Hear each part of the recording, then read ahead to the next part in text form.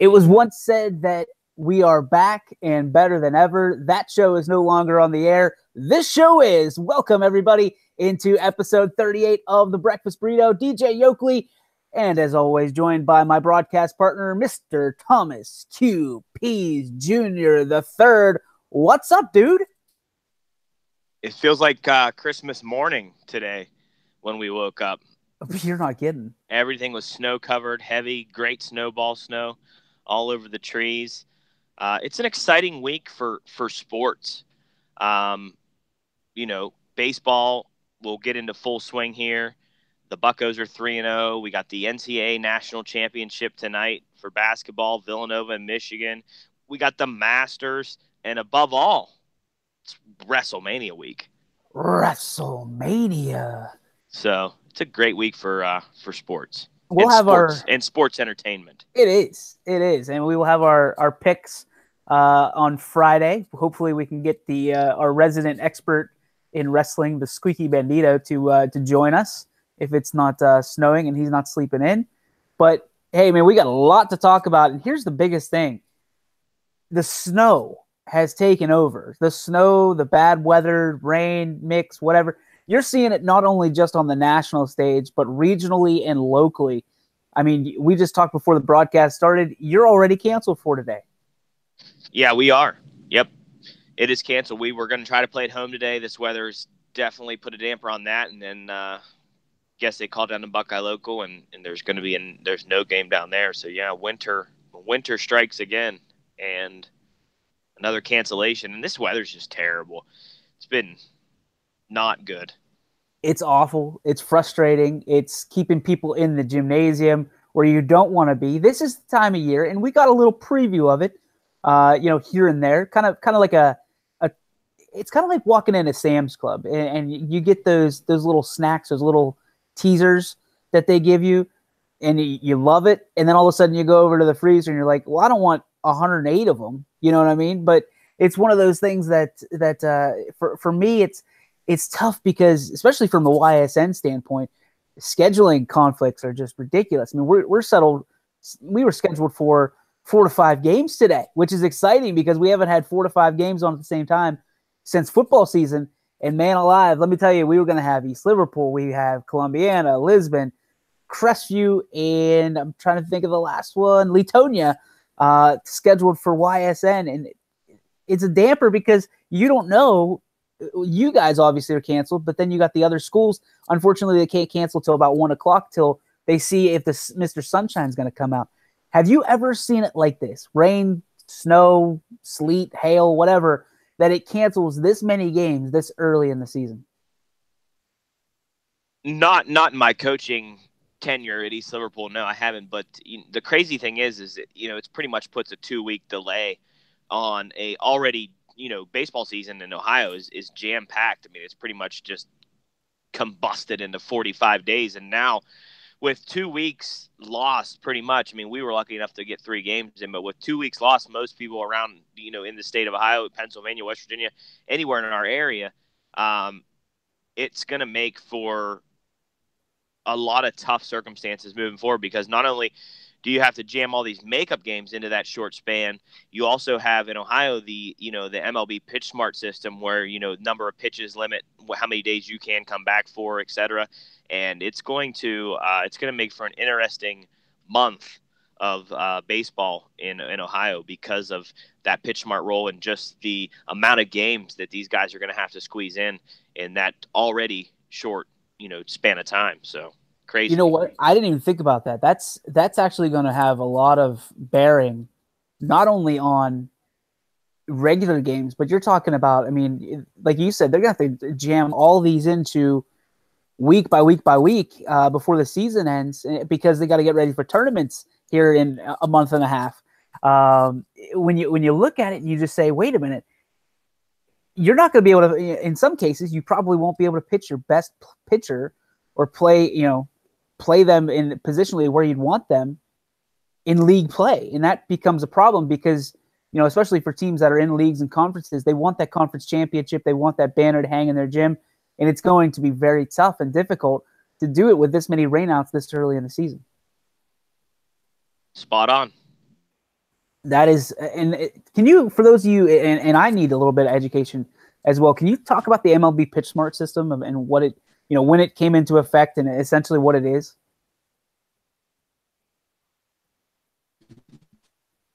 It's basically to protect. It's put into place, and you're seeing even there's different levels of the MLB youth, of course, and then it goes up from there. But yeah, it's to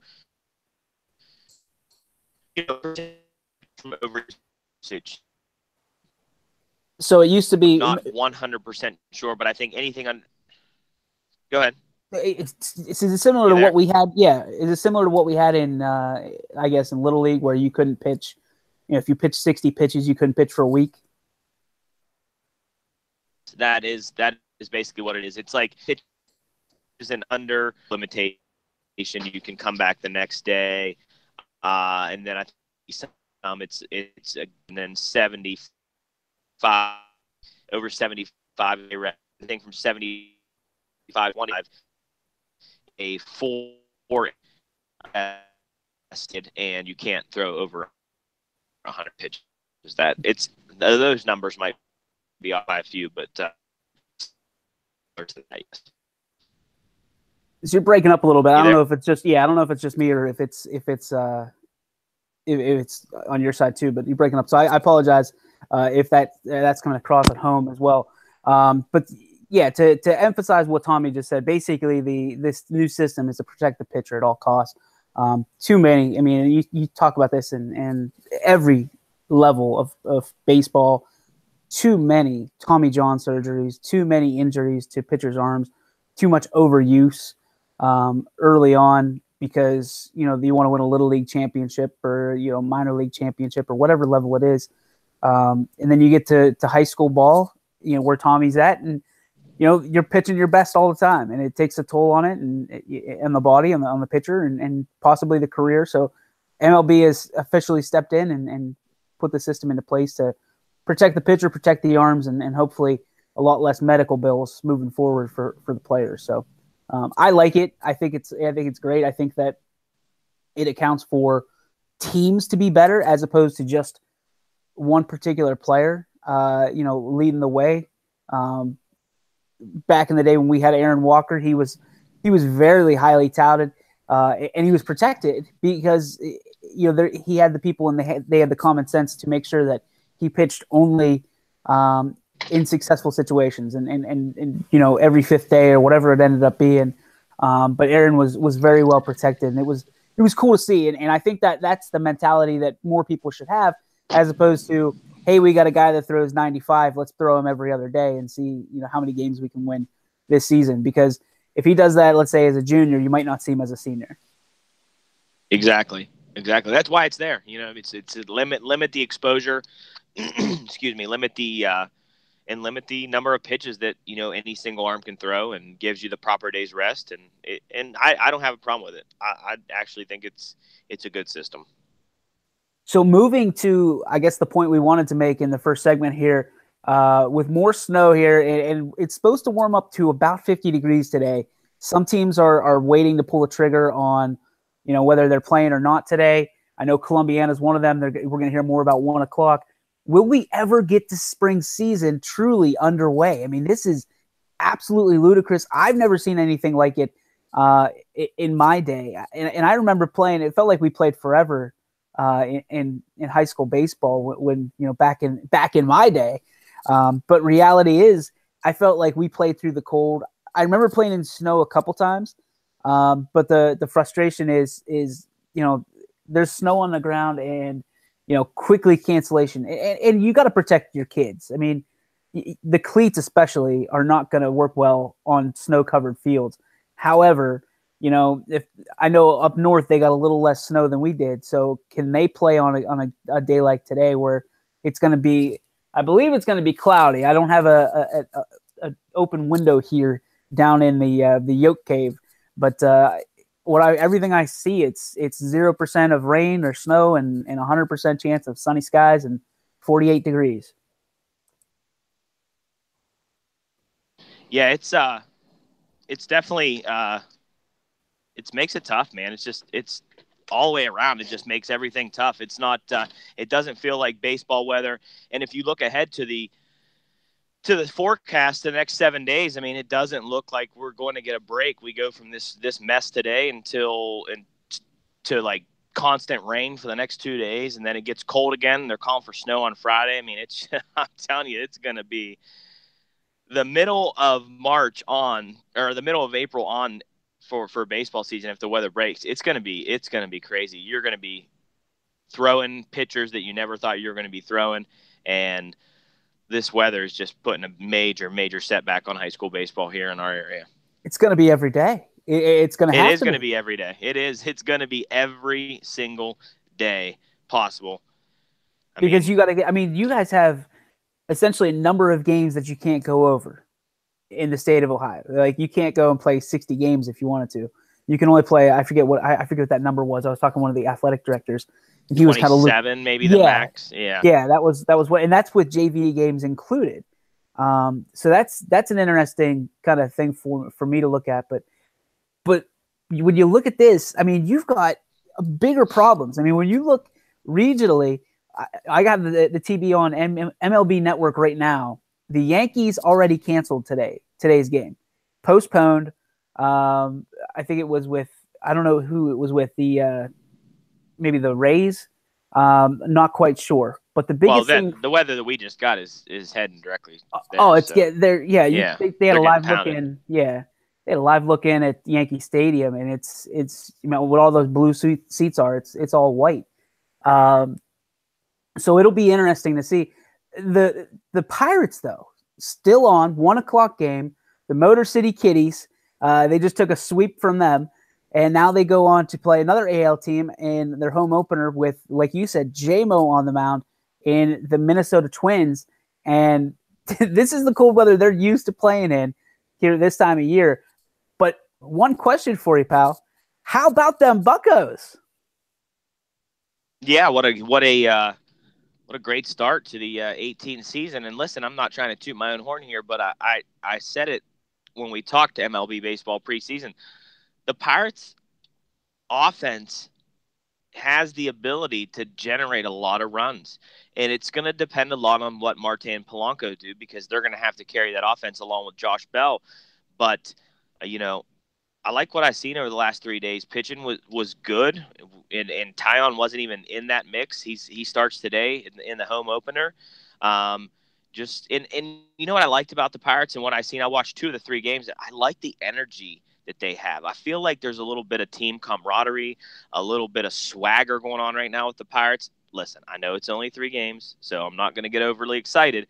But at the same time, one wants to wonder, like, when you take, somebody like Garrett Cole out of the locker room, who possibly, in my eyes, maybe a little prima donna type guy, not good for maybe locker room morale or team leadership. You take him out of the locker room, and now you got still a pretty young Pirate team with, guys that want to play the game, and they play the game with heart, like Jay Hay and Marte and those guys. And they're just, you got a good shortstop in Jordy Mercer. You got a young power hitter in Bell. I mean, like, the pieces are there. And if the pitching can hold up, I really, truly believe that the offense is going to be able to win the Pirates games this year. And I'm not calling them to be basement dwellers. I don't see it happening. I think they're going to have a pretty successful season.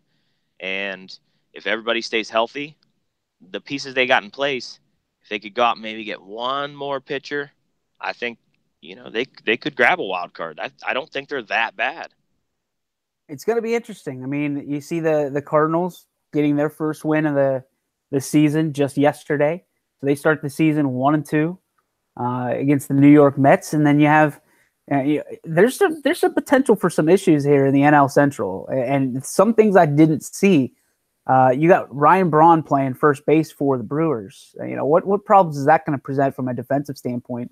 He said he openly mentioned he's not comfortable over there.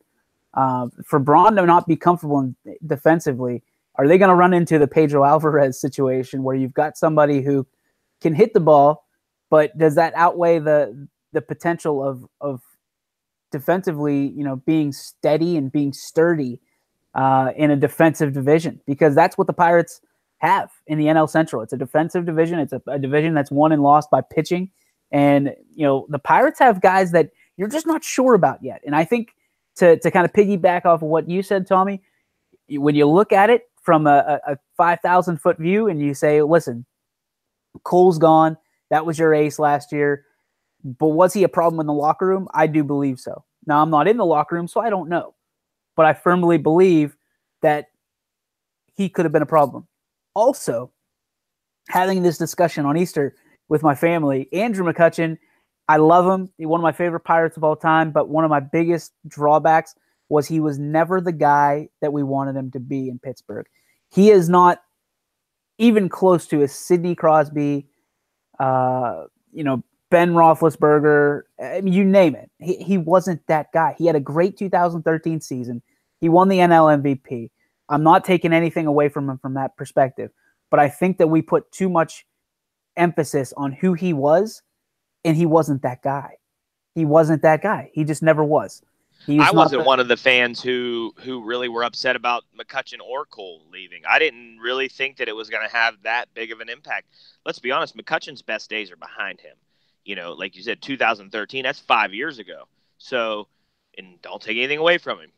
Great season. But his best days are behind him, and I really don't think that it is going to affect, as long as this pitching staff can hold decently together and stay healthy, I really don't see either Cole or McCutchen's departure having a huge impact on the 2018 win-loss totals. I really don't. I think it's going to be a plus. I think it's going to the leaders are actually going to be able to lead now. The problem with the Pirates last year was they constantly looked to Andrew McCutchen and Garrett Cole to fix the problem. And you can't make somebody who's not a leader a leader. I'm sorry. I know there's books out there that leaders can be built. Leaders are born, not made. Guys you look at it, even Francisco Cervelli, you look at him as a leader because he's able to calm situations. He's able to work very well with young pitchers. And that's a situation he's in right now. He's got all these young pitchers where he walks out there, he puts his glove on the top of his head, he puts his hands inside of his chest protector, warming himself up, giving him a little bit of comic relief, letting him know it's going to be okay. It's not the end of the world. It's a baseball game, and it's just one. And the similarities to this team in comparison to the 2013 team, they got back to the playoffs, are so similar. And I think this team beats that team hands down because you have a guy in like Russell Martin, back then. You have a guy like A.J. Burnett back then. And I'm with you. I think they're still a couple pieces away from being a very, very good team. But we're only a few years separated from a 90-win ball club. 95 wins or something like that. 90, it's in the 90s. This team has the potential to be very, very good. And oh, by the way, they've got more recruits coming up through AAA and through their farm system. We haven't even talked about Austin Meadows. I was just going to say Austin Meadows, yeah. Mitch Keller. I mean, you talk about some of the talent that this team has drafted over the past few years. It's some of the stuff that, I was talking to a good buddy of mine who's going to be on the show here, hopefully Friday. His name's Mike Bierman, very close to the Pirates, very passionate about the Pirates. And the biggest thing for him is there is so much talent down at the farm system that you can trade away some of these pieces. You can trade. How many shortstops do we need? Now, you like Jordy Mercer. I'm not a Jordy Mercer fan. I like his defense, but his offense is atrocious at times. And I think that's the piece that the Pirates have been focused on for the last 5-6 years, and they've got the middle infield that they need. So I think, personally, you're going to see some of the quote-unquote favorite players of some of these Pirate fans, the Jay Hayes of the world, as much as I would hate to get rid of him.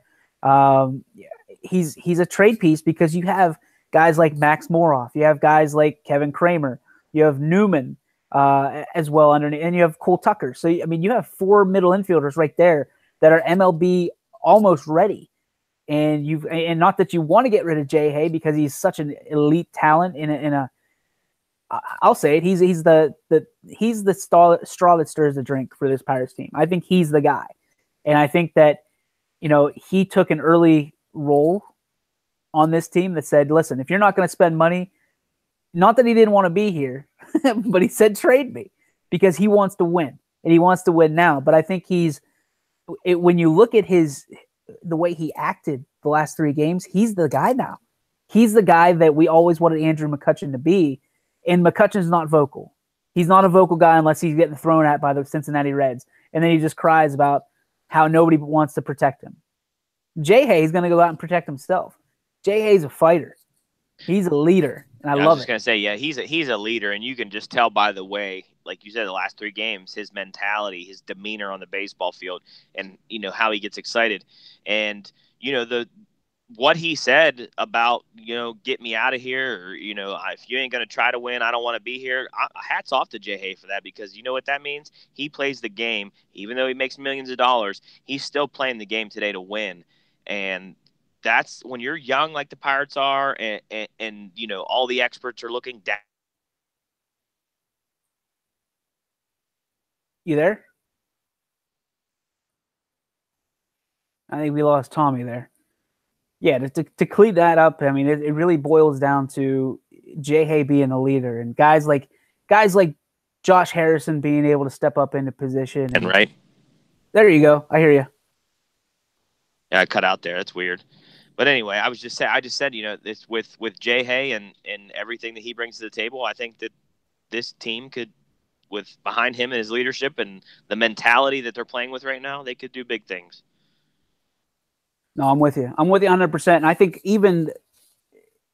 I guess it was talked about in some of the Pittsburgh papers, but you look at Jameson Taillon and they look to him as a leader because of all he's been through.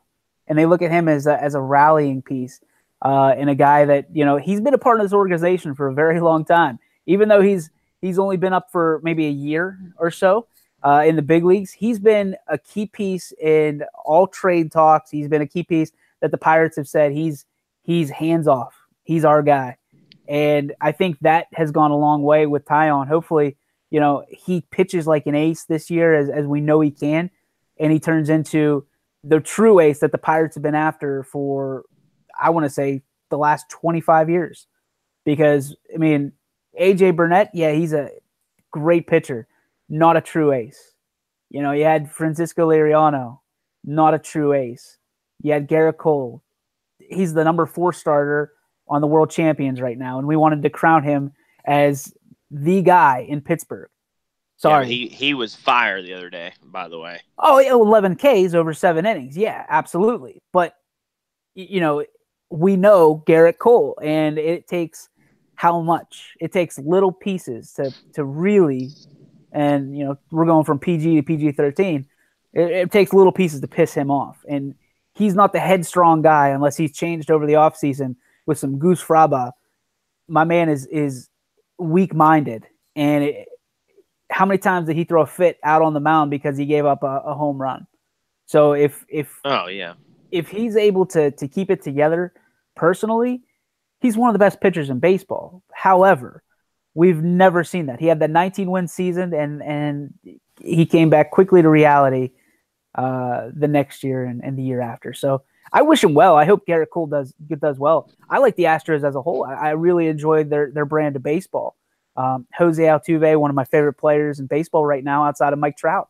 And I really enjoy watching them on TV because they're fun. They're exciting. But, man, this Pirate team can be just as exciting. They can be the Astros if they play their cards right. But they've got to be able to really get the fans behind them. And I'm not talking about the fans that sit and pout about not going to games because they didn't go out and spend, $100 billion on Shohei Ohtani or whatever that kid's name is that just pitched for the Angels the other night. Like, solid moves, that aren't going to tie you up for years, but maybe because you're in a position to win this year, maybe you go out and you go for it. Maybe you go out and try to get, a pitcher at the deadline, or go out and roll the dice on a free agency pitcher that's still out there, that's not named Jake Arrieta. You know what I mean? Like, as big as I was into Arrieta, I think he's coming back down to earth. And here's the thing. I wish he was here, and hopefully he's listening at some point.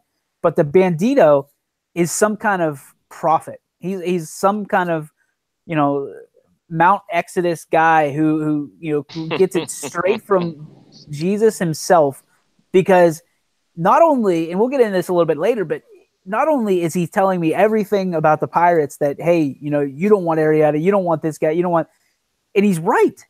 He's right. And then he picks Michigan the whole way. Yeah. The prophet. The squeaky prophet. The Profito Bandito is what we're going to have to start calling him.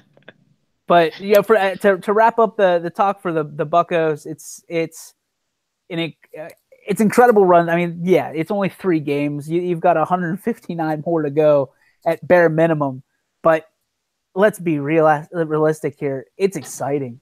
It's just, I sit here in my PNC Park man cave and I am jazzed up about this year's Pirates. I'm half tempted to head down to Pittsburgh after the show to be part of the festivities, because it's that kind of excitement that you only get at the beginning of the year and in playoff time. Opening day, baby. Oh, I've never been and I want to be. It's supposed to get sunny here soon, and I'm sure they're going to get everything wiped off and cleaned off. So, I mean, yeah, it'll be a nice little opening day, hopefully. Do you think, as a whole, that Pirate fans are encouraged by the start of the season enough to sell out opening day today? Boy, man, that's tough. You look outside, it's like, ugh. But it's gross. It's not that bad out, though. Like, when you get outside, it's really not that bad out. Yeah, I think we're going to sell it opening day today. I really do. 3-0 start, coming home. Sun is supposed to come out. It'll be dry. It'll be decently. Won't be too cold. Yeah, I'm calling it opening day sellout today on a crappy Monday. But you know what? It's the day after Easter. There's a lot of people that have the day off. Right. And there's nothing better than heading down and getting a little injection of spring and summer down at the old ballpark and on the North Shore. So it'll be exciting to see. I probably won't make it down. I've got some stuff to do today. Hopefully I'm announcing some baseball tonight about 5:00 somewhere, as I got Rocky Brown sending me text messages saying that Crestview's games are canceled tonight. So that's unfortunate. Hopefully we're holding that hope for Lisbon, for Columbiana, and for Latonia. So if you're out there, make sure I'll come help you. I'll come sweep off the field. I want to see some baseball. I just want to see some sunlight and warm weather. That's it. Hey, what about the Cleveland Indians struggling early out on the West Coast against the Mariners? All their games. I didn't. I'll be honest. I didn't follow the Indians. I mean, I seen a highlight where Lindor had a key at bat in late in the game and he struck out. But other than that, no. I mean, what? Tell me about the Indians. So, from what I can surmise, I mean, obviously my eyes were purely vested on the Pittsburgh Pirates, but from what I was able to gather via the reports, Tribe, not bad. I mean, they're not tough losses. I mean, I guess they're not. Every loss is tough, but they're all 1-run losses, so they're not getting smoked out of the ballpark. But when you start out on the West Coast, and I realized that they were playing in Arizona in spring training, but when you start out on the West Coast, it's a little bit tough because you're playing really 10:00 your time. The majority of the days they're featured on ESPN on opening day at 10:00. They started out the season 1-2, and it's not awful, but it's not probably where Indian fans especially thought they would see the Tribe start out. I think if you're being honest, the Pirate fans figured they'd start out 1-2 against the Tigers, and the Indians fans figured they'd be 2-1 at the absolute worst, if not 3-0. So it's kind of the tale of two fan bases and kind of shrugging your shoulders saying, what the heck's going on right now? But the Cleveland Indians have, I mean, all the pundits pick them to win the AL if it's not the Astros, and they're going to be in there with the Yankees as well. So it's those three teams that everybody's picked, and crowned to be the AL champion this year. The Yankees struggling against the Blue Jays, and I think the Blue Jays are a good team. But for Cleveland to struggle against Seattle, and Seattle isn't exactly good. I think it is early in the season, but it shows you that the Indians might be a little more vulnerable than people think they are. The AL is it's an interesting division. I think everybody expects the Yankees to be there, but like you said, the Blue Jays handled them this weekend, and they're beatable. It was cool to see Stanton home run twice in opening day, though. Oh my goodness! Yeah, that was awesome. I remember as soon as I saw it, I texted you guys and I said, "Stanton Jack, first swing of the season." And you know what? Like he's that guy. He's as advertised. You don't get that much. You don't get that much. Is there such a thing as too much power? Well, maybe. Depends on situational baseball, but maybe. I mean, we talked about it earlier this year. I mean, they're going to be reliant on one-run home runs. They're going to be They're going to be when this new Han Solo movie comes out this summer. The Yankees should be sponsoring it because that's what all their home runs are going to be. Han Solo-esque, solo shots all over the place. And Aaron Judge is Aaron Judge, and he has a very high strikeout rate. But let's talk about not just the Yankees, but that AL East as a whole. It's going to be that's going to be a tough division. I mean, you look at it, you got the Jays, the Orioles, the Yankees, the Red Sox. Holy cow, man. Like, you're talking about maximum. I mean, I guess you could get 3 teams out of the AL East to go to the playoffs, one champion, 2 wild cards. But they're going to beat each other to a pulp. They're going to absolutely demolish each other. And if you're a pitcher in the AL East, good luck. Yeah, it's a tough division. Definitely not tough. I feel like the the NL Central is the same way. Well, the NL Central is going to be, if you're a batter in the NL Central, good luck, because the pitching, top to bottom. I mean, even you look at the Reds. I mean, you got guys like Homer Bailey, who are no slouch. I mean, Homer Bailey was vying for a Cy Young a few years ago. And he's had some arm issues and some health issues. But you look at from top to bottom, the AL Central AL East is about the batter, about the offense, and the defense in the NL Central. And then you have other, the NL West. I got a statistic for you, and not to change something, and we're kind of going ping pong today. Between Andrew McCutchen and Evan Longoria, they are I think it was 1 for 28 this season so far. Let me see, it is 1 for 23 with 8 Ks combined. That is very telling. Very telling. And the Giants obviously, thought they won that trade with the Pirates. But I think sometimes it's kind of like when the Steelers make trade, you just got to believe that the Steelers know when somebody's done. When their linebackers are toast and they've got no more to give. Maybe the Pirates are finally figuring it out in some of these tough decisions, like trading Andrew McCutchen. Personally, I think it should have been done, a year ago. But these tough decisions might be shaken out for him. Maybe McCutchen was done. Maybe Garrett Cole. I think Garrett Cole's got a lot more in the tank than Andrew McCutchen. But I think there was a lot more behind the scenes, like you said, with Cole. Yeah, I don't think it was a talent issue or a production issue with seeing a decline from Cole. I just think it was, what he didn't bring to the locker room was the main reason that he's not there no more. And who I like probably the most is I think Joe Musgrove is going to be a huge contributor for us from a pitching standpoint, but I really like Colin Moran. Like Colin Moran. And I think he's not the guy, he's not a franchise player, but I think he's that guy that's going to bridge the gap for us until Brian Hayes gets up here and becomes a franchise player for us. On the Fan the other day, they picked somebody had somebody on there, not sure who it was, but an MLB, an analyst or whatever, and he said that he picks Colin Moran to lead the Pirates in hitting this year. I believe it. The kid can hit. His biggest problem was that he wasn't steady. He wasn't accurate. It wasn't. But then you have guys like Corey Dickerson now who can provide power. You have guys like Francisco Cervelli looks like a completely different player this year in the box. I mean, catching, he's still the same guy. He's still gunning out people trying to steal on him. But offensively, Cervelli looks so comfortable.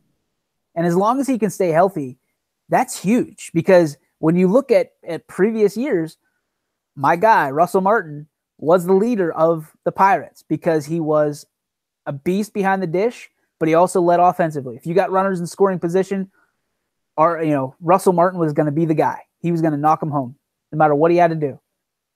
I think Cervelli takes a huge step up this year. And I think that he can get some help from guys like Elias Diaz, for when he needs a day off and not skip a beat. I mean, Diaz had a hell of a game last night, from my perspective, from a catching perspective, blocking balls in the dirt, making things happen. And especially with a young pitcher on the mound. So I'm excited about this Pirates team. I'm very, very excited about what it could be, but let's be realistic. They haven't played the Cardinals.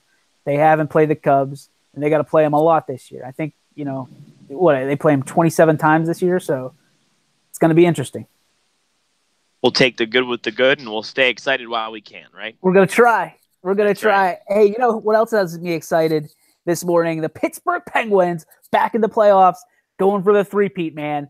Can this team stay controlled? And number two, do they have an honest-to-God chance at bringing home a three-peat? Well, I mean, they're in the playoffs, so yeah, they definitely have an opportunity or a chance to bring home a three-peat, which, I'm not a big hockey guy. I don't really follow it on the regular, but, I love Pittsburgh. I love everything about Pittsburgh sports. So, it's always good to see the Penguins make the playoffs. They've had two magical runs the past 2 years, and now they're going to have an opportunity to do something really special. And I'm excited to see how it goes, because if I do watch hockey, it's playoff hockey. There's nothing like it. I don't care what – I mean, I like NFL in the playoffs.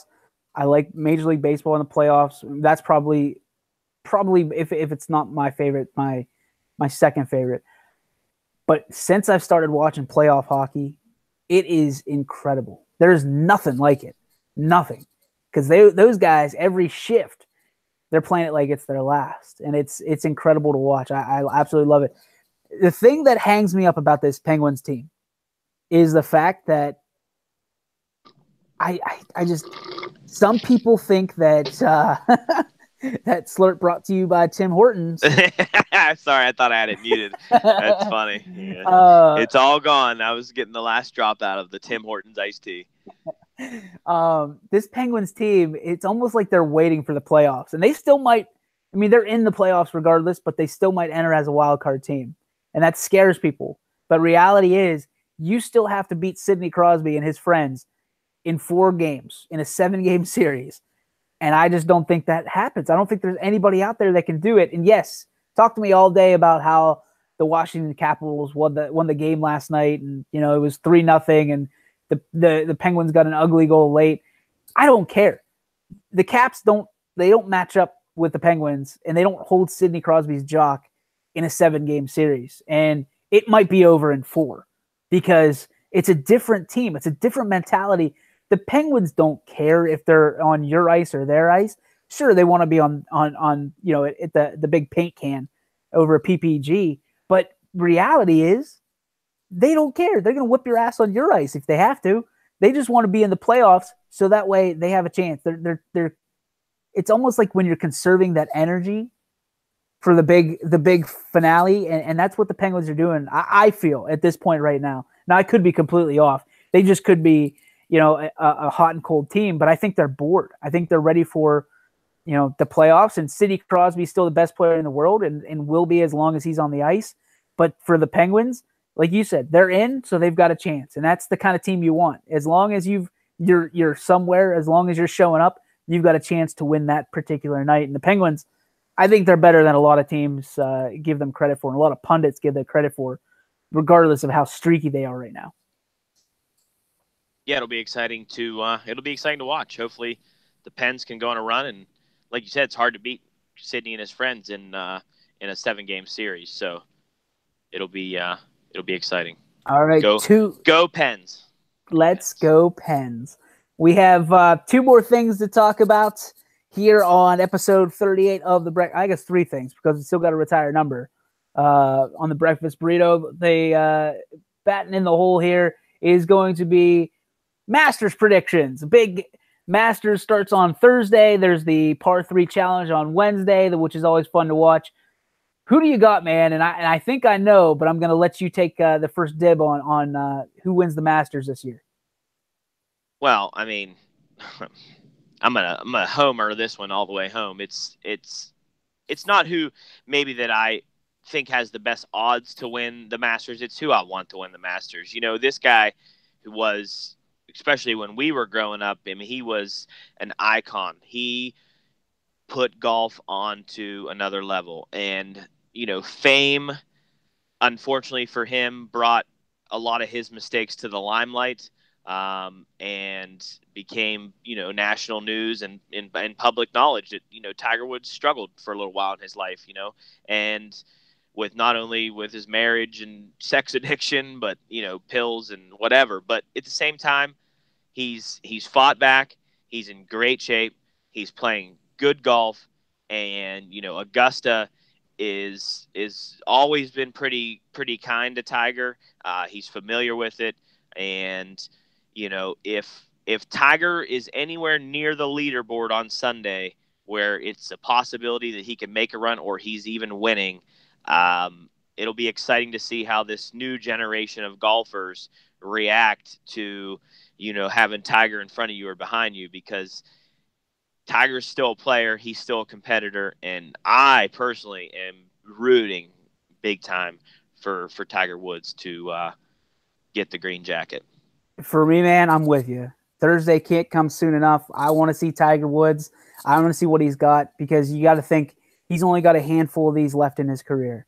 And he's playing, I wouldn't say the best golf he's ever played, but he's getting back there. And I want to see Tiger take it. I want to see the green jacket on Eldrick. And I think he, you know, he's only a few away from, is it tying or surpassing the record? Is it by the Golden Bear? But I think that reality is, man, he's got a target on his back, and he's not even the guy to beat. And I think that's going to be, I think it's really going to play with his head a little bit. But he's a competitor, so champions like when they're being chased. They love when they're being chased. And Tiger's one of those guys where if he thinks he's the guy, or somebody thinks he's the guy, then he is the guy. So for our sake, I really hope he wins. I think it'd be a great story. I think it'd be great for him. Like I've said many times on this show, my wife couldn't be less of a Tiger Woods fan. We watched some stuff on him yesterday on E60, I think it was. And she's like, I could care less if that guy ever, you know, sees the light of day again, given his infidelity and stuff like that. But I think she softened her stance a little bit, knowing his background, knowing what he had to go through. His dad was, you know, a two-time, I guess he was in the war twice. You know, he trained Tiger, you know, in very, very brash fashion. So that way nobody else get in his head like he could. And he made a machine, and the machine is he's a human being at the end of the day. He's not a machine. And I think at the end of the day, he was busted up a little bit. I mean, I think he one of the stories that we heard was Mark O'Mara's wife. They were at a picnic, and Tiger was talking, because Mark O'Mara kind of took Tiger under his wing a little bit, and Mark O'Mara's wife was having a conversation with Tiger, and Tiger asked her, "How do you know if you can trust somebody?" And her answer was, "You don't. You just have to do it. You know, you just have to give people a chance, and if they burn you, then they burn you." But questions like that's the stuff you learn as a little kid, and Tiger didn't learn that. He didn't have the chance to, because it was all about golf. So it'll be interesting to see if Tiger, I've heard he's more human now than ever. It'll be interesting to see if that rings true, and you know, you start seeing the emotion kind of pour out the way we do in some of our favorite idols. Because if he wins the green jacket on Sunday, oh, Tiger Woods, it'll explode. He'll explode. I mean, I'll have tears in my eyes. Oh, because yeah. I mean, as a man, you go through the trials and tribulations, and you never think you'll be at the top again. And when you get there, there's you just lose control. So one of my favorite scenes from a movie ever is Rocky Balboa when he's talking to his son out on the street and he tells him, hey, life's not about how hard you can hit. It's about how hard you can get hit and keep moving forward. And what a story it'd be for Tiger Woods, because he was hit hard, real hard. And and a lot of the mistakes are his own fault. But life's about making mistakes and learning from them. And if he can right the ship on this and win a Masters this weekend, come on, man, it's going to be great. Yeah. It is going to be great. I mean, Sunday could be just the ultimate home run day for me. WrestleMania, Tiger Woods winning the Masters, I mean, just like a kid on Christmas. We will have the WrestleMania special here. We'll probably try to put that out. We'll have some guests in studio. Maybe we'll get together. Maybe we'll have one live, from the mattress store or something with some of our guests and talk about WrestleMania. We'll have that for you. See if we can have it for you by Friday morning. Definitely by Sunday, because I think that'd be awesome to have for YSN, talk about it a little bit. But finally, man, the national championship, your boys in Loyola, they finally bit the dust, courtesy of the Michigan Wolverines. And it turns out to be a Michigan-Villanova national championship that nobody, I guess, other than the Bandito, saw coming. How you feeling about this national championship? Well, I mean, first, there's a couple things I want to talk about when it comes to March Madness. A big Loyola supporter I was from the get-go. And the crazy thing was, on Friday when they had the media day, I got the vibe from the Loyola team when they were doing their interviews that they were kind of maybe annoyed with the whole Sister Jean thing. I'm serious. I just got that vibe, like they weren't feeling it. They were annoyed by it, that maybe it was taking some of the spotlight off them. I don't know, but I got that vibe and didn't have a good feeling about that game. Now, they played a decent first half, but Michigan played terrible. But Michigan, just a superior recruiting college and superior talent to Loyola, and they pulled away. And what was pretty much, I thought, an easy victory for them in the second half. Now, I think Villanova beats Michigan tonight. They're the supreme talent, I would imagine. But it is one game. It's going to be a special atmosphere. Michigan's going to be fired up, and anything can happen in a national championship game. We've seen that on so many different platforms, or championship games in general on so many platforms. So I look for Villanova to win, which I picked, by the way, on my YSN bracket. But hats off to Michigan. I mean, they didn't have to beat anybody to get where they're at, but at the same time, they had to win the game, so they did. And I think it'll be a decent game for a half, but I think Villanova probably ends up winning by 12, 10-12. I don't think it's going to be close. I think Michigan's going to get their doors blown off and run out of the building. And I'm not just saying that because I hate Michigan. I'm saying that because at the end of the day, it looks – Michigan's had – I don't want to say they've had an easy run by any means, but they have been streaky. And Villanova, I said this from the jump, Villanova can play any style of ball that you give them. If you want to play man, if you want to play zone, if you want to play, run and gun, if you want to play, sit back and run out the shot clock, they can play it. And that's what makes them the team that they are. That's what makes them, to me, they've been that team the entire season. And when I picked my bracket, I picked the team that I wanted to win as opposed to the team that I thought would win. Who I thought would win was, it's easy for me to say now, Monday morning quarterback. I thought it would be Villanova. I wanted Arizona to win. But at the end of the day, Villanova is they're the real deal. They're the real deal. This is great for Michigan. It's going to be a great recruiting, same as Loyola. It's going to be a great recruiting opportunity for both of those teams. But I think when push comes to shove, talent is going to be, a good story. And Villanova is that team. So I pick Villanova tonight to win by, maybe not officially by 20, but to have a 20-point lead at some point during this game, maybe win by 17 or something like that. if Michigan, throws up some baskets at the end of the game in garbage time. But I think that the Villanova is the real deal, and I think they're probably going to be the real deal for a good amount of years moving forward. Monday morning quarterback. That's me, baby. Ben Roethlisberger of Monday morning. But reality says this, man. It's like you said, it's one game, and Michigan's Right. going to be up for it. Right. But once the adrenaline wears off, you still got to put, this game's not played on paper. So there's going to be two teams that want it really, really bad, and Villanova's been in the spotlight before. This is going to be something where Michigan's going to be. I think they're going to be blown away by the bright lights and the just the gravity of the situation of being national champions. But listen, I picked Arizona, so it's proof in the pudding that I've been wrong before. Yeah, you were wrong early. Yeah, I was wrong early. And remind me again, who has a trip to DJ's coming? You do. All expenses DJ paid. to DJ's. That's right, buddy. That's right. I got you.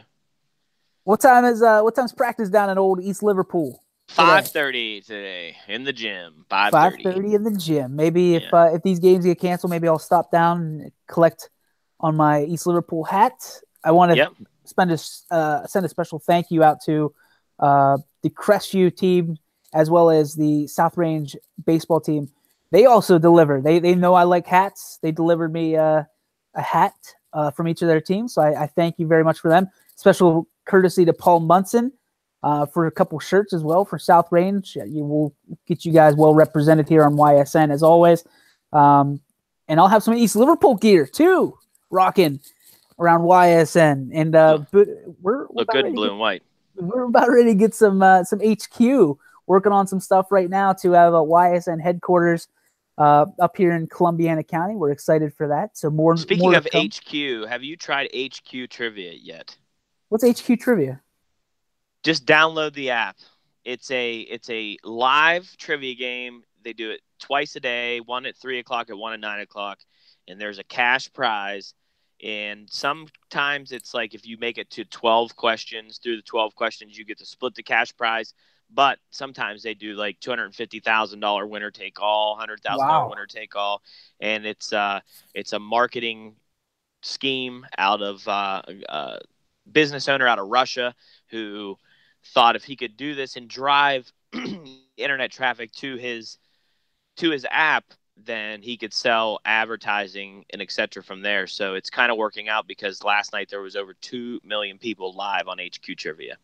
And you answer the question live and you see how many people missed it live, and you work your way all the way down to hopefully winning or getting the first 12 questions right. So it's kind of cool, and it's starting to explode. So I have something like that. I figured it's called Cash something. Where is that? Cash Show is what I have. Cash Show. 2 words, Cash Show. And they have, I think, 3 of them. Now it's not like $250,000, but if you make it, you get to split the pot. I think it's usually like $3,000, a show. So I'm very familiar with the premise, but I will definitely download the other one. Another thing I want to talk about, Bud, is YSN. I'm pretty proud of this. We're taking off, and I can't thank the people who support YSN enough because our advertising really starting to go. There's a lot of people that want to be part of this, be part of the schools and the events that we cover. Some of the coaches shows and players shows now sponsored. We have G Burbick Farms being, powering our coaches show, the majority of them. And then we're working towards the players interviews being sponsored as well. So want to thank everybody out there, especially G Burbick Farms and the great people who do advertise and promote and sponsor YSN. We can't do it without you. That's just point blank. That's how it goes. We are completely funded by advertising and sponsorship dollars. So we thank you so much. And anybody who wants to join in the fun and get their brand recognized here on your sports network, whether it be on the Burrito or whether it's across the entirety of YSN, make sure you go to ysnlive.com, click that Partner With Us button under the About Us tab, and we are happy to work with you and get started. Football season already selling out.